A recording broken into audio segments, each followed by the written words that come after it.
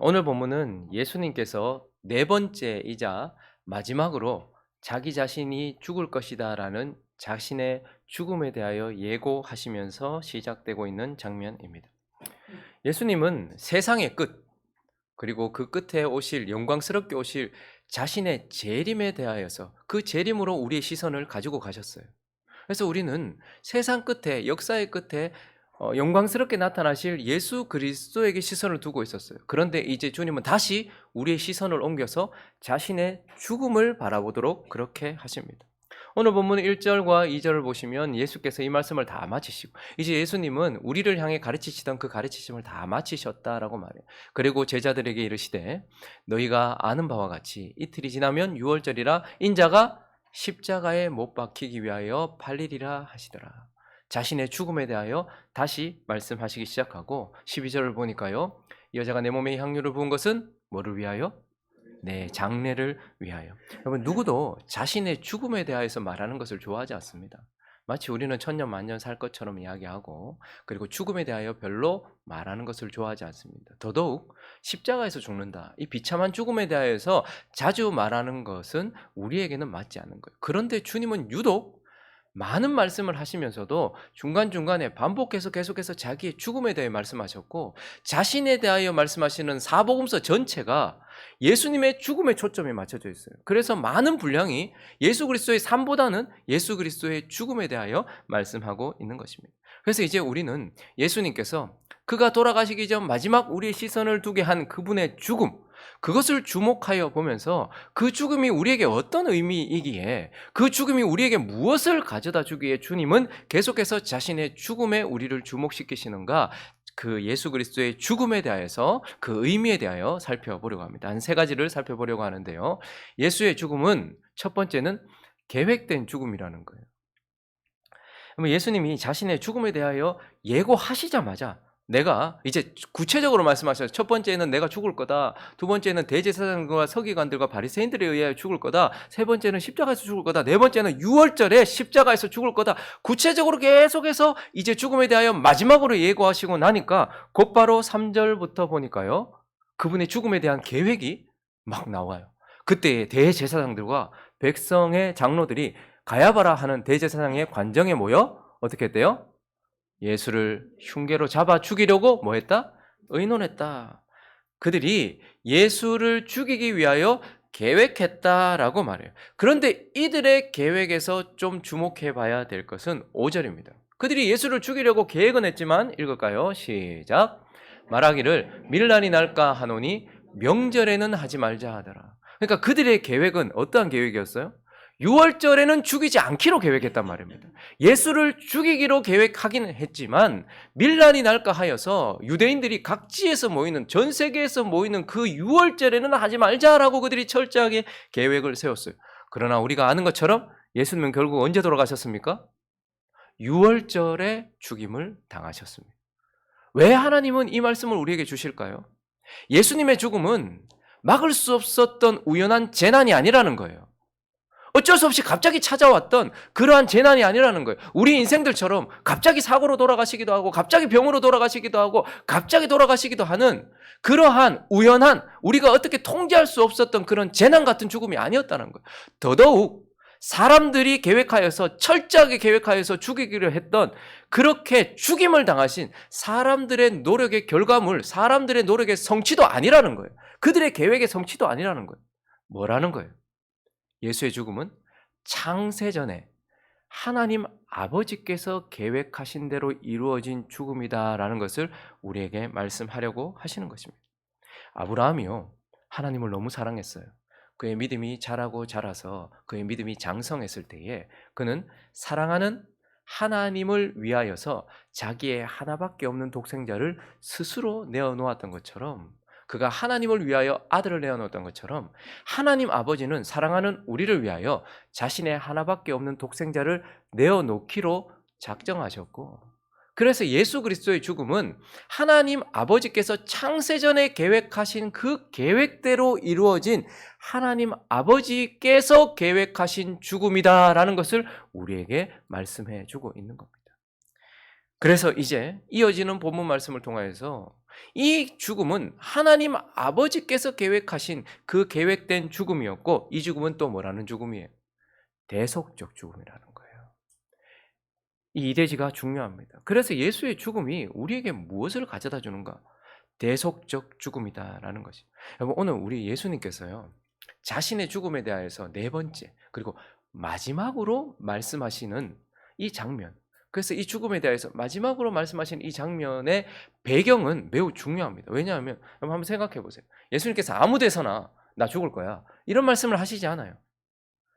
매우 사려 깊은 배경 속에서 예수님께서 자신의 죽음을 말씀하시는 거예요. 그래서 우리는 예수님께서 자신의 마지막 죽음을 마지막으로 예고하시는 이 배경을 주목해서 봐야 돼요. 왜냐하면 이 배경 전체가 예수님의 죽음을 가르쳐 주기 때문이에요. 예수님의 죽음의 의미를 보여주기 때문에. 그래서 이 배경 전체를 보니까요, 예수님의 죽음은 대속적 죽음이라는 거예요. 2절을 한번 다시 볼까요? 읽어주십시오. 시작.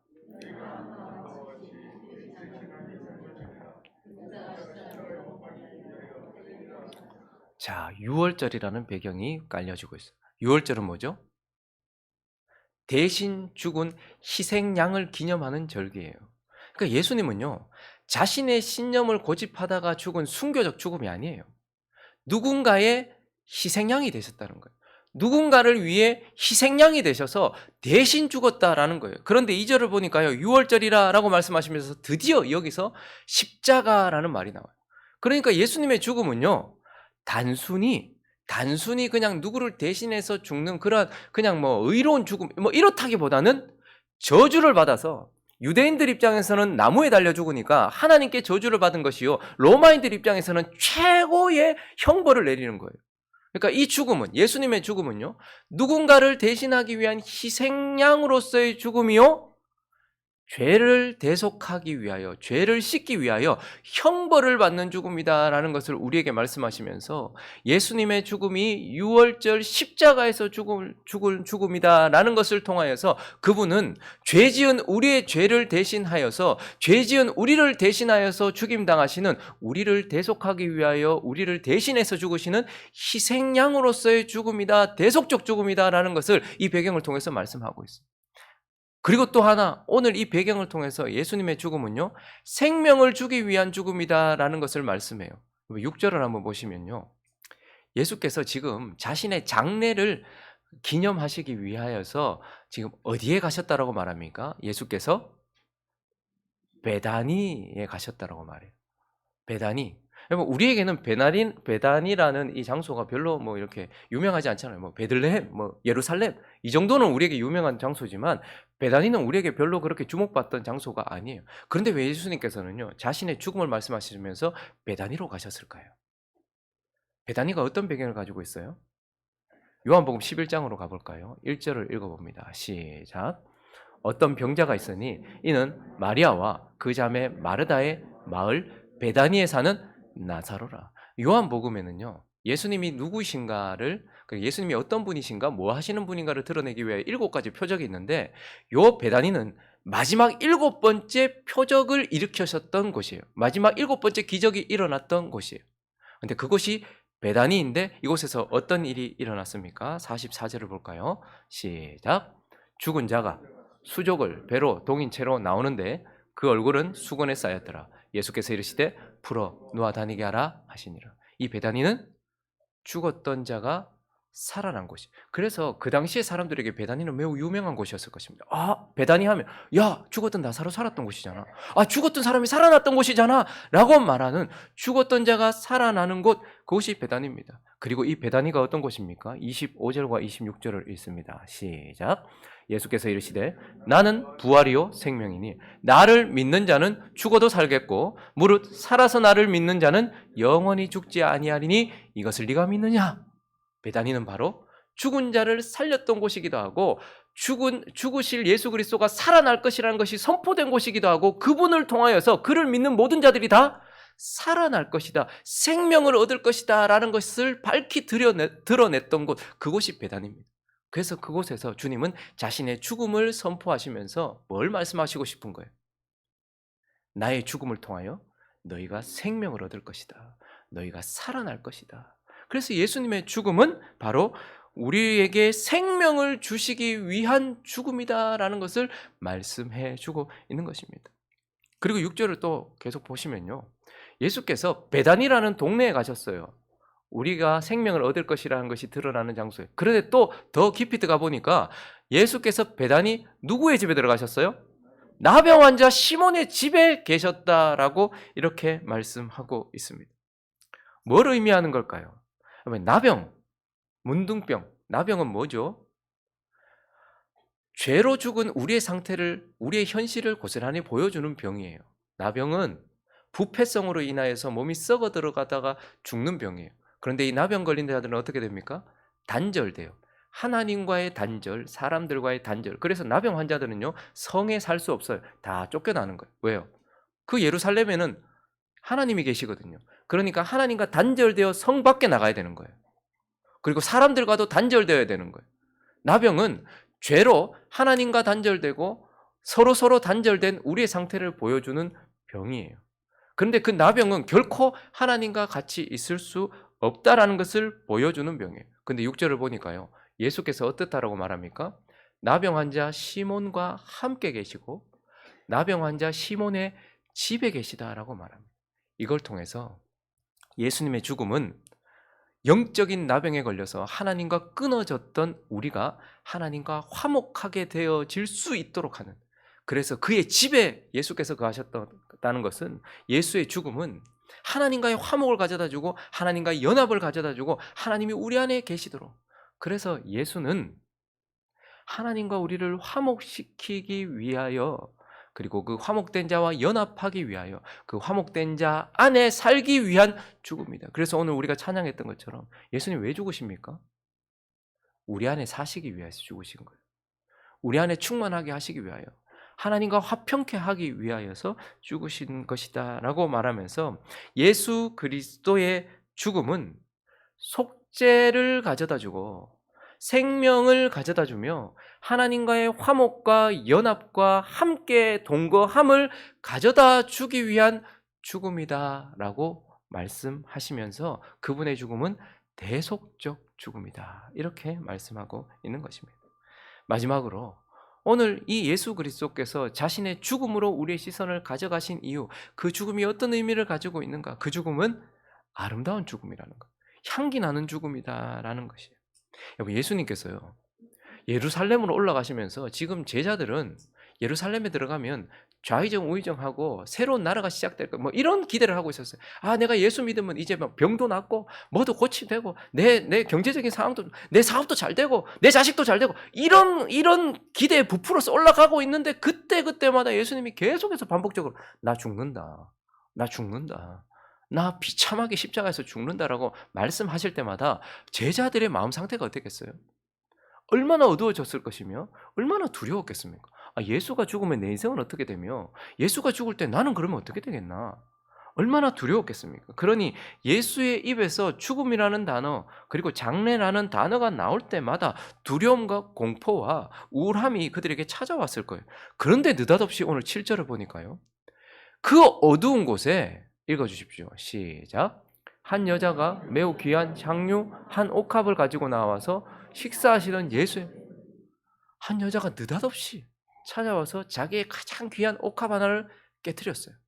그리고 예수의 머리에 그 향유를 부었어요. 사람들은 마음속으로 예수님이 나 죽을 거다라고 얘기하실 때 마음이 어두워졌을 것이고 그분의 죽음에 대해서 공포에 떨었을 거예요. 그런데 느닷없이 그곳에서 향기가 바래지고 있는 거예요. 여러분, 후각은 진짜 강해요. 제가 모교에 가면 모교에서만 나는 냄새가 있어요. 할머니 집에 가면 할머니 집에서만 나는 냄새가 있어요. 시골에 가면 시골의 냄새가 있어요. 그것이 딱 느껴질 때마다 그 장소, 그때 그 순간 이러한 것들이 확 다 떠올라요. 아마 이 시간 이후부터 제자들에게 있어서 예수님의 죽음은 향기로운 향기로 기억되었을 거예요. 향기로운 향기가 날 때마다 예수의 죽음을 생각하게 되었어요. 그러니까 예수의 죽음은요, 예수를 깊이 사랑하는 자가 자신을 깨트리고 귀한 것을 깨트림으로 인하여서 아름다워지는 죽음이라는 거예요. 예수의 죽음은 단순히 어떤 자들에게는 비참한 십자가의 형벌일지 모르겠지만 예수를 진짜 사랑해서 예수에게 자신의 인생을 쏟아놓는 자에 의해서는요, 그 예수의 죽음은 아름다워지는 거예요. 향기 나는 거예요. 그래서 저와 여러분이 아름답게 그 예수 그리스도에게 우리의 삶을 쏟아내면 그분의 죽음은 향기로운 죽음이 되고 아름다운 죽음이 되어진다는 거예요. 우리를 통하여서 누군가, 여러분들이 전도한 그 누군가는 우리를 통하여 예수의 죽음이 향기로워진 죽음일 거예요. 그러한 죽음이다라고 말해요. 그리고 또 하나 13절을 보시면요, 내가 진실로 너에게 이르노니 온 천하에 어디서든지 이 복음이 전파되는 곳에서는 이 여자가 행한 일도 말하여 그를 기억하리라 하시더라. 뭐죠? 이 예수의 죽음은 예수께서 자신에게 전부를 쏟아놓은 이 인생을 영원히 아름답게 하는 죽음이기도 하다라는 거예요. 우리가 예수 그리스도에게 우리의 가장 귀한 것을 쏟아내고 이 예수 그리스도에게 우리의 삶을 쏟아내면 그분의 죽음이 우리도 영원히 기억하게 하는, 우리도 영원히 하나님께 기억되게 하는, 우리도 아름답게 만들어주는 죽음이라는 거예요. 여러분, 바울을 한번 보십시오. 예수에게 전부를 쏟아냈어요. 영원히 기억되잖아요. 지금 무명으로 우리는 이름도 알지 못하는 자들, 우리는 천국 가면 그들을 전부 아름답게 기억할 거예요. 이 여인 마리아, 이 여자는요, 제자들에게는 핀잔을 받았어요. 책망을 받았어요. 그러나 예수님 뭐라고 말씀하십니까? 이 여자가 자신의 가장 귀한 것을 내게 쏟아부었다. 이 여자가 자신을 나에게 쏟아부었다. 그러므로 나는 이 여인을 영원히 기억할 것이다. 복음이 전파되는 그곳, 땅 끝까지 복음이 전파될 거예요. 영원히 기억될 것이다 라고 말하면서 예수 그리스도의 죽음은 자신에게 전부를 쏟아내고 자신을 사랑하는 자의 삶도 아름답게 영원히 기억되게 만드는 그러한 아름다운 죽음이다 라고 우리에게 말씀하고 있는 것입니다. 말씀을 정리하겠습니다. 전도서 7장 2절을 보시면요, 하나님이 우리에게 이렇게 지혜로운 말씀을 주셨는데 읽어볼까요? 시작. 초상집에 가는 것이 잔치집에 가는 것보다 나으니 모든 사람의 끝이 이와 같이 됨이라. 산자는 이것을 그의 마음에, 하나님은 우리가 잔치집에 가서 뭔가를 즐기는 것보다 초상집에 가기를, 죽음을 바라보기를 원하세요. 왜요? 그 죽음이 우리의 삶을 더 가치 있게 만들어주고 생각하게 만들어주고 진지하게 만들어주기 때문이에요. 그래서 하나님은 우리가 누군가의 죽음에 주목해 보기를, 그래서 그것을 묵상해 보기를 원하세요. 근데 우리 주님도 마찬가지입니다.